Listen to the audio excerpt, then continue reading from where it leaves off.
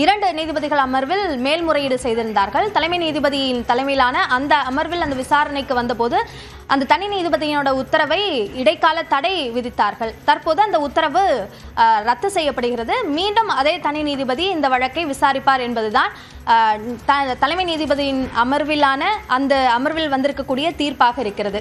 எனவே அடுத்த கட்ட நகர்வு இந்த விவகாரத்தை பொறுத்த வரைக்கும் நீதிமன்ற நகர்வாகவே தான் இருக்கும்.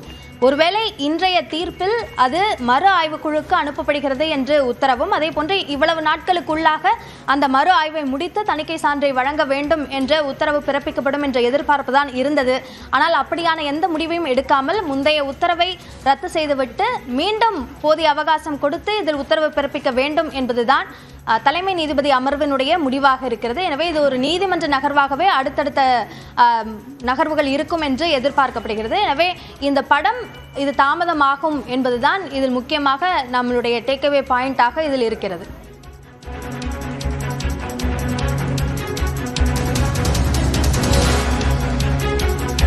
தொடர்ந்து சார்ந்த கருத்தை நம்மோடு பகிர்வதற்காக சினிமா பத்திரிகையாளர் திரு வெற்றி இணைப்பில் இருக்கிறார். அவரோடு பேசலாம்.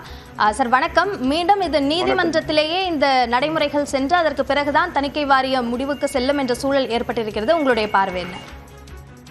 என்னை பொறுத்த வரைக்கும் ஜனநாயகன் படக்குழு நீதிமன்றத்தையே அவங்க வழக்கு தொடுத்திருக்க கூடாதுன்னு தான் சொல்லுவேன். ஏன்னா தணிக்கை வாரியம் இந்த படத்தை பார்த்துட்டு அவங்க பரிந்துரை பண்ணியிருக்கிறதா முதல்ல தகவல் வந்தது. அதுக்கப்புறமா நீதிமன்றத்திலே அவங்க இந்த மாதிரி படத்துக்கு ஒரு உறுப்பினர் எதிர்ப்பு சொல்லியிருக்காங்கன்னு சொல்லி தான் நீதிமன்றத்தில் சொல்லியிருந்தாங்க. ரிவைசிங் கமிட்டிக்கு படத்தை அனுப்பணும்னு சொல்லியிருந்தாங்க.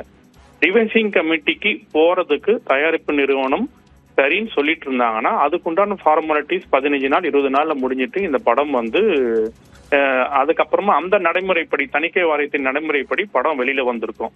இவங்க நீதிமன்றத்தை அணுகுனதால ஒரு நீதிமன்றம் நீங்க போயிட்டீங்கன்னா ஒவ்வொரு சட்ட விதிகளையும் அதே மாதிரி தணிக்கை வாரியத்தோட சினிமாட்டோகிராஃப் ஆக்ட் படியான ஒவ்வொன்றுமே உங்களுக்கு விதிப்படியும் சட்டப்படியும் தான் எல்லாத்தையுமே அணுக வேண்டியதா இருக்கும். ஏன்னா இதுதான் எதிர்காலத்திலையும் இந்த மாதிரி வழக்குகள் ஒரு முன்மாதிரியா அமையும் போது உங்களுக்கு இதுக்கு உண்டான என்ன தீர்ப்பு சொல்ல வராங்க, இந்த வழக்கின் தொடர்ந்து என்ன விசாரிச்சு அதுக்கப்புறம் கொடுக்குறாங்கிறது ஒரு முக்கியமான பதிவா அமையும். சோ தயாரிப்பு நிறுவனம் இந்த ஒரு முடிவை எடுத்ததுதான் இந்த படத்துக்கு இவ்வளோ ஒரு பெரிய சிக்கலை ஏற்படுத்தி இருக்கு. தணிக்கை வாரியத்தோட ரிவைசிங் கமிட்டியை அனுமதிச்சுட்டு சரின்னு சொல்லிக்கிட்டு போன பராசக்தி படம் அதுக்குண்டான நடைமுறைகளை முடிச்சிட்டு வெளியில வந்ததையும் நம்ம பார்த்திருக்கோம். அது எல்லாருக்குமே தெரிஞ்சிருக்கும். அப்படி இவங்க பண்ணாம போனதுதான் இன்னைக்கு இவங்களை இந்த லெவல்ல கொண்டு நிறுத்தி இருக்குன்னு நான் நினைக்கிறேன். நன்றி திரு வெற்றி, இணைப்பில் கருத்துக்களை பகிர்ந்து கொண்டமைக்கு.